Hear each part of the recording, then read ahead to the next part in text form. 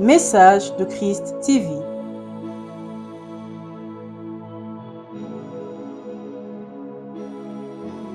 Suivez l'émission Il est écrit chaque mercredi et dimanche à 20h, heure de Kinshasa. Avec le messager Michel-Ange Bonpère. Abonnez-vous sur Message de Christ TV. Shalom, shalom à tous. Bonjour frères et sœurs de partout dans le monde où vous nous suivez. Ici votre frère et serviteur, le messager Michel-Ange Bonpère. Alors, je vous souhaite la bienvenue sur notre chaîne Message de Christ TV, une chaîne qui ne fait que l'apologie de Jésus-Christ, de son message et de son œuvre.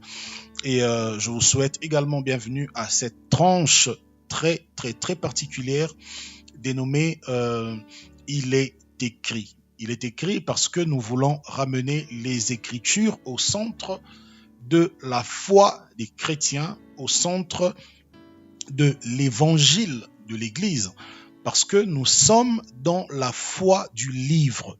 Dieu nous a appelés à la foi du livre. Quand je parle de la foi du livre, je fais allusion au fait que le Seigneur nous a transmis sa pensée à travers les Écritures. On peut constater cela déjà dans ce qu'on appelle l'Ancienne Alliance, donc la dispensation de la loi.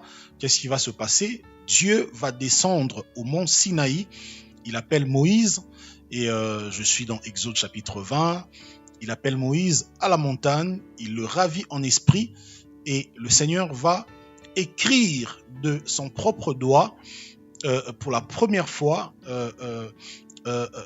les commandements de la Torah, donc le décalogue.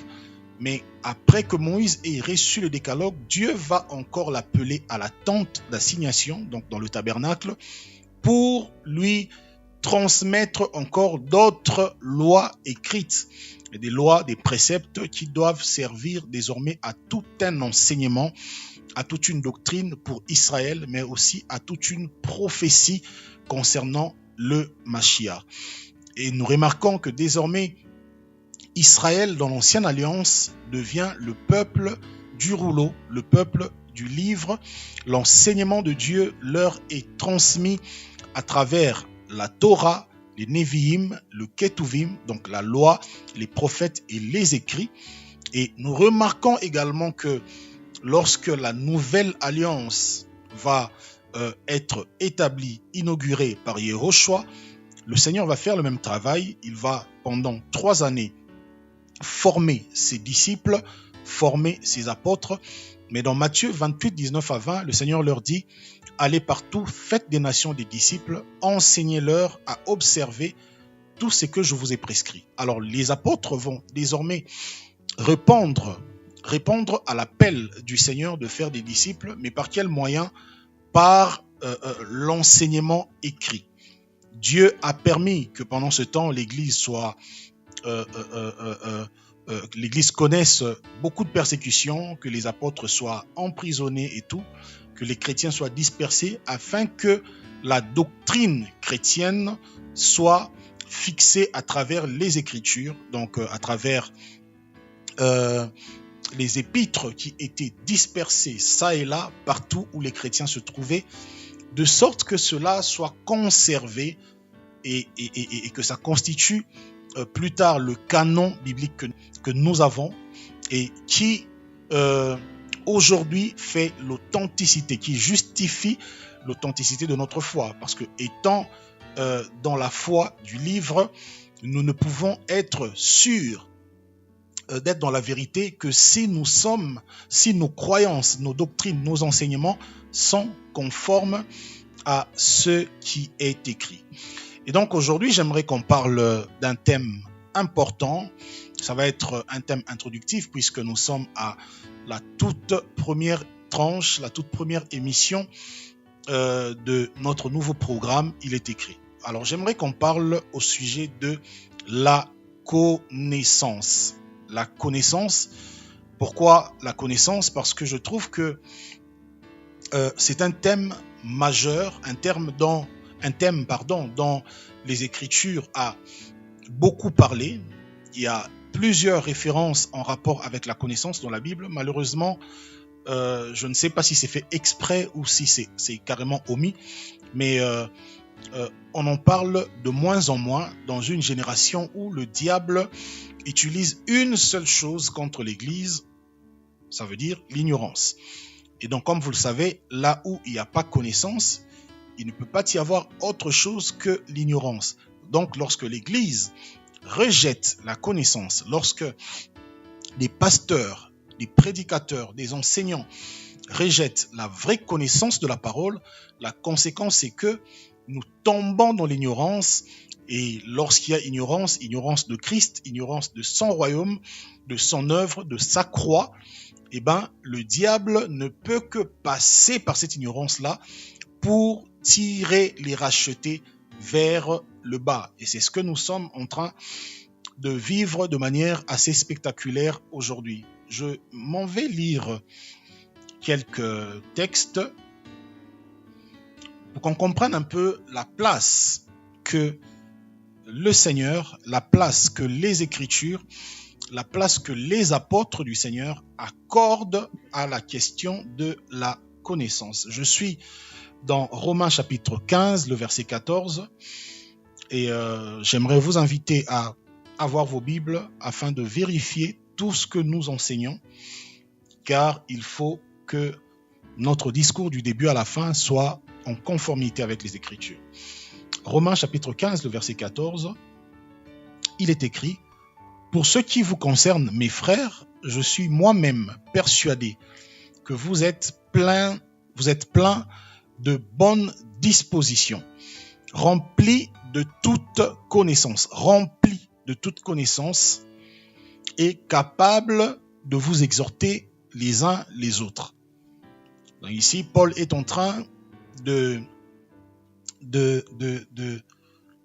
faire un état de lieu de l'église de Rome, des chrétiens de Rome, et il est en train de rendre un témoignage de ces chrétiens primitifs, et Paul dit que c'était des hommes et des femmes remplis de toute connaissance. Il parle ici de la connaissance de la parole de Dieu. Je vais également prendre le deuxième texte qui est celui d'1 Corinthiens, le chapitre 1er et le verset 5 à 7. 1 Corinthiens 1, 5 à 7. La parole dit: « Car en lui vous avez été comblés de toutes les richesses concernant la parole et la connaissance. » Toutes les richesses concernant la parole et la connaissance. Être comblé, être rempli. Expérimenter la plénitude de Dieu à travers la plénitude de la richesse, à travers la plénitude des richesses qui concernent la parole et la connaissance. Au verset 6, il dit: « Car le témoignage de Christ ayant été solidement établi parmi vous, de sorte qu'il ne vous manque aucun don, dans l'attente où vous êtes de la manifestation de notre Seigneur Jésus-Christ. » Dans ce texte, l'apôtre Paul est en train de dire que être comblé de toutes les richesses qui concernent la parole et la connaissance consiste au témoignage, consiste à être solidement établi. Consiste au fait que le témoignage de Christ soit solidement établi parmi vous. Que le témoignage de Christ soit solidement établi. J'aimerais prendre un dernier texte. Je suis dans Philippiens chapitre 1er. Philippiens 1, 9 à 11. Qu'est-ce que Paul nous dit?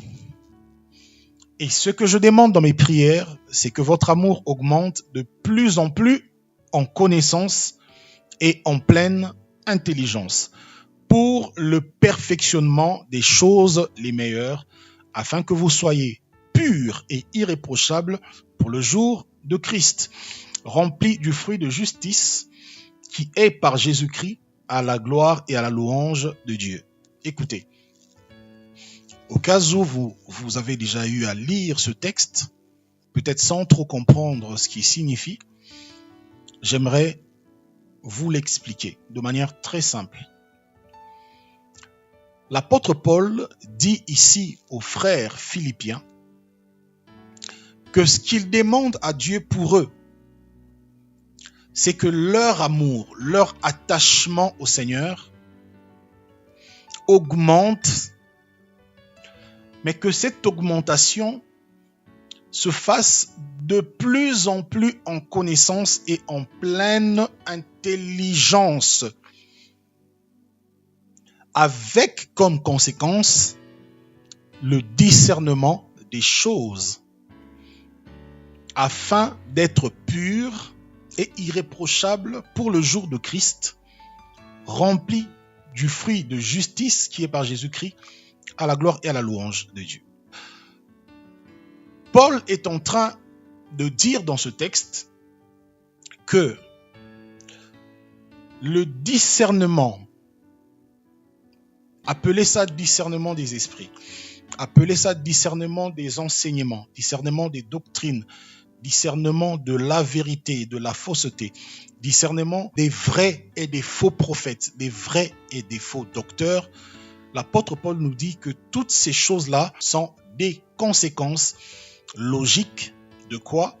De la croissance dans la connaissance. Une connaissance, un amour qui augmente de plus en plus en connaissance et en pleine intelligence. En d'autres termes, un chrétien, un croyant, un disciple qui néglige la connaissance, c'est quelqu'un de malheureux. Un disciple de Christ, un croyant en Christ, qui n'accède pas, qui ne grandit pas dans la connaissance des Écritures, dans la connaissance de la personne et de l'œuvre de Christ, est simplement malheureux. Écoutez, c'est que nous dit Hébreux chapitre 5, un texte que j'aime énormément, parce qu'il confirme vraiment la vision que le Seigneur a de son Église. Hébreux 5, à partir du verset 11, la Bible nous dit nous avons beaucoup à dire là-dessus et des choses difficiles à expliquer parce que vous êtes devenus lents à comprendre. Vous, en effet, qui depuis longtemps devriez être des maîtres, en d'autres termes, des enseignants, donc des rabbins, des rabounis. Vous, en effet, qui devriez depuis longtemps être des maîtres, vous avez encore besoin qu'on vous enseigne les premiers rudiments des oracles de Dieu.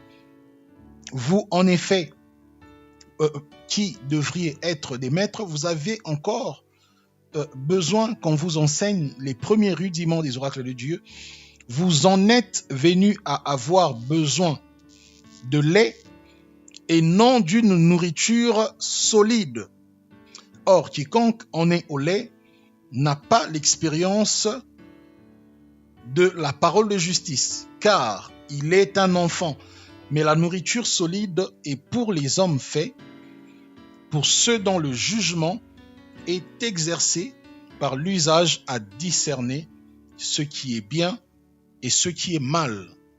Ici, l'auteur de l'épître aux Hébreux est en train de dire aux chrétiens, aux frères juifs, parce que l'épître aux Hébreux ici, dans son contexte, il s'agissait d'une lettre écrite à l'intention des frères juifs, mais dans la dispersion. Et l'auteur de l'épître aux Hébreux leur dit que normalement, avec le temps que vous avez déjà passé dans la foi, vous êtes censés parvenir à un autre niveau. Laissez-moi vous dire que la vie chrétienne, la vie de la foi a des niveaux. Effectivement. Et même l'enseignement de Christ a des niveaux. Il y a la dimension du lait maternel, ça veut dire les choses rudimentaires, les choses élémentaires, les choses basiques qui ne sont malheureusement pas l'idéal du disciple, l'idéal du chrétien qui veut grandir dans la connaissance de Christ. Et donc, il faut quitter cette étape pour aller aux choses supérieures, ça veut dire la nourriture solide. Par-dessus la nourriture solide, il y a ce qu'on appelle les choses ineffables, ça veut dire des très très très grands mystères de Dieu que l'on ne sait pas forcément expliquer avec des mots simples, avec un langage humain que tout le monde peut comprendre. L'apôtre Paul, étant ravi au 3e ciel, il dit qu'il a vu et entendu des choses dont il n'avait pas reçu l'autorisation de parler ou d'enseigner, parce que Dieu est très profond et il y a des choses, il y a des vérités divines que l'intelligence actuelle de l'homme, même de l'homme régénéré, ne saura pas sonder tant que nous sommes encore dans ce corps corruptible avec une intelligence limitée. Donc vous voyez que l'auteur de l'Épître aux Hébreux dit, vous devriez déjà être des maîtres. En d'autres termes, vous devriez déjà être capable d'enseigner les mystères de Christ. Et quand il parle de vous là, le vous ici, c'est pas les 5 ministères. Non, il n'est pas en train de s'adresser aux pasteurs, apôtres, prophètes, évangélistes, docteurs, mais il est en train de s'adresser à tous les rachetés. De son temps, bien sûr, et par extension à toute l'Église. Ça veut dire que au bout de quelques temps dans la foi, on est censé parvenir à une dimension élevée de la connaissance de Christ, de la connaissance des Écritures, afin de pouvoir à notre tour faire d'autres disciples, ça veut dire enseigner d'autres personnes. Nous allons prendre par exemple Matthieu chapitre 28, ce texte que j'affectionne beaucoup. Matthieu 28, 19 à 20. Voilà. Matthieu 28, 19 à 20. Voilà.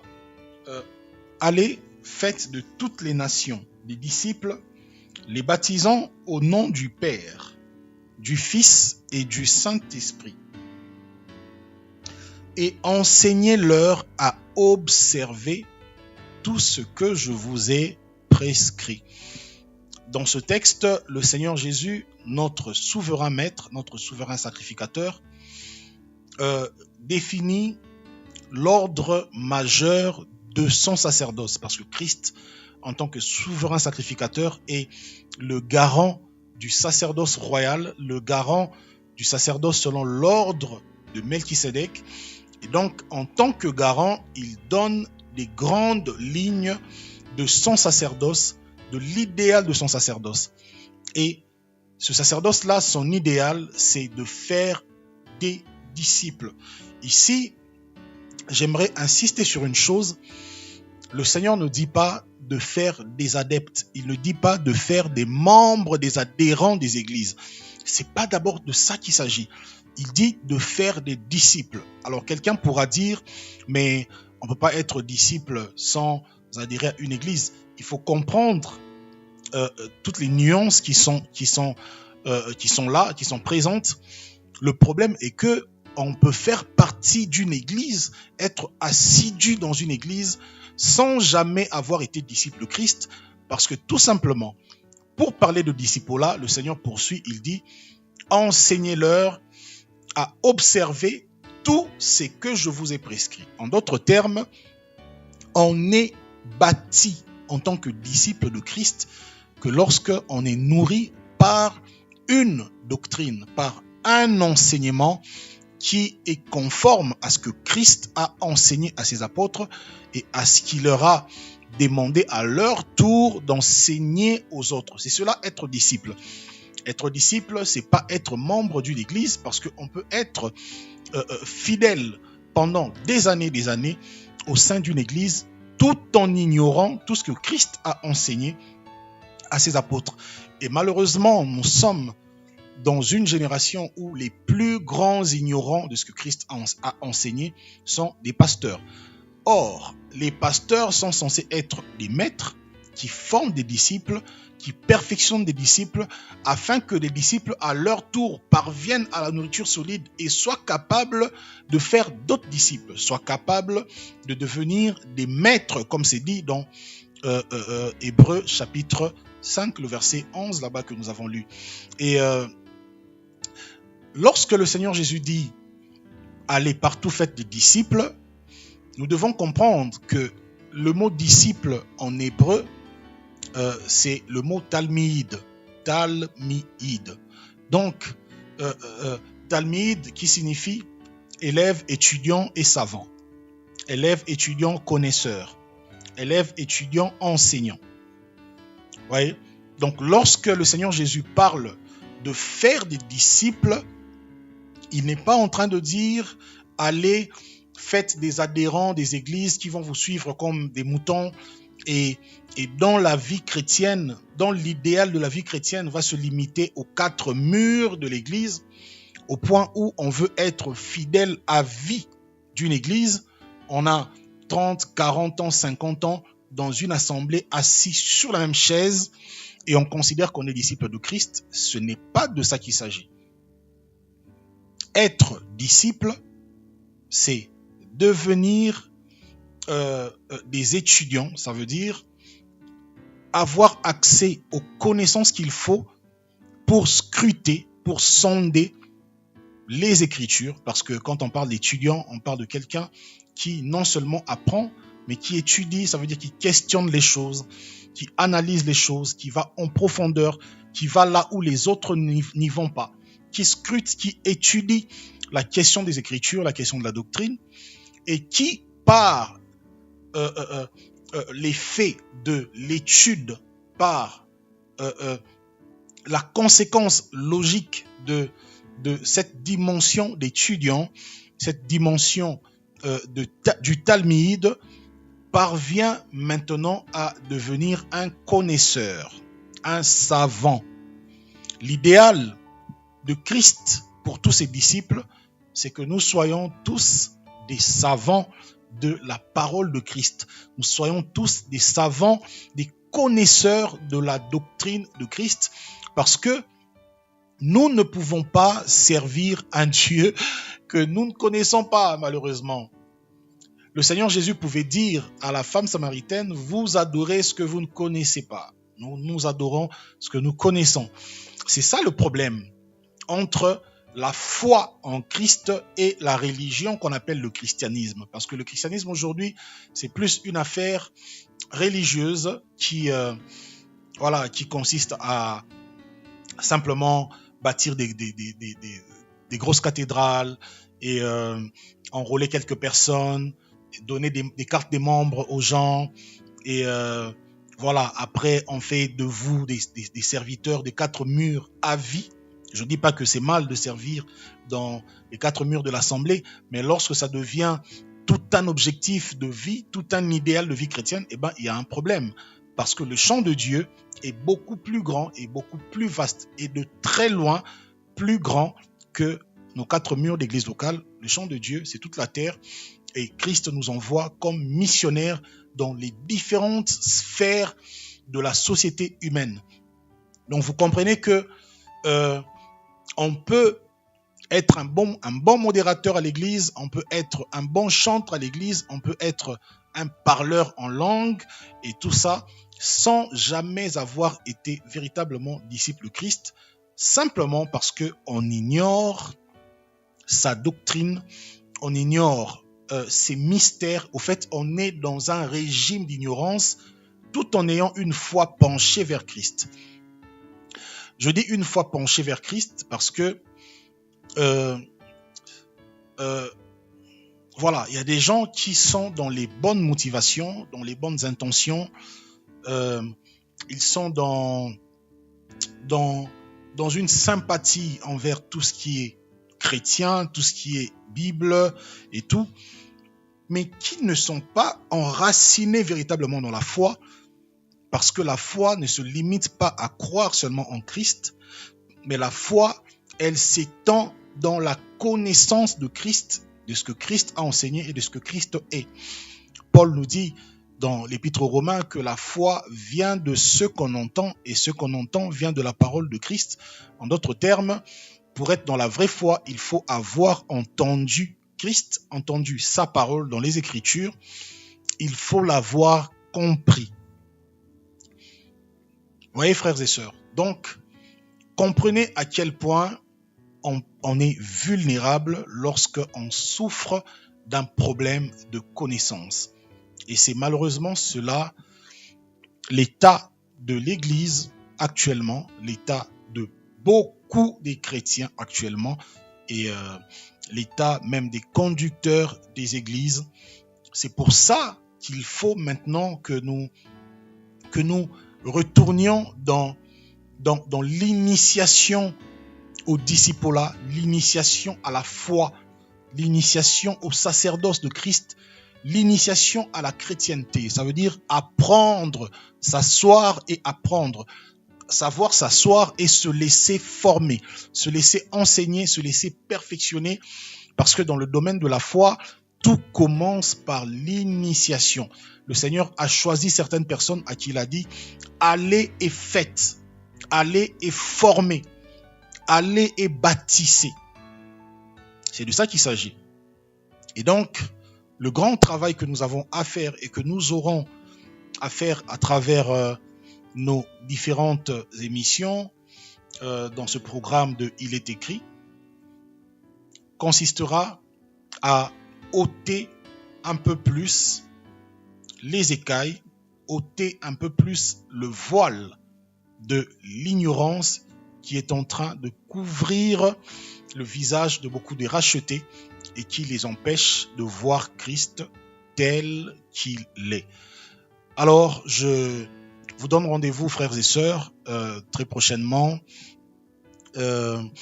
pour la continuité de cet enseignement. Je crois que par la grâce du Seigneur, nous allons toucher à certaines choses et nous allons également répondre à vos questions bibliques. Donc, si vous avez des préoccupations déjà en rapport avec ce qui vient d'être enseigné aujourd'hui, vous pouvez nous les envoyer en commentaire et nous allons y répondre lors de la prochaine séance et ensuite nous prendrons une autre matière. Que Dieu vous bénisse, que la paix du Seigneur soit avec vous. Prenez votre foi au sérieux. Engagez-vous à étudier les Écritures, à lire les Écritures, à sonder les Écritures et par le Saint-Esprit, vous recevrez la lumière qu'il faut pour marcher avec le Seigneur différemment. Retenez que votre marche avec le Seigneur, votre percée dans la foi dépend absolument du degré de connaissance que vous avez de la personne de Christ, de l'œuvre de Christ et de la parole de Christ. Shalom chez vous.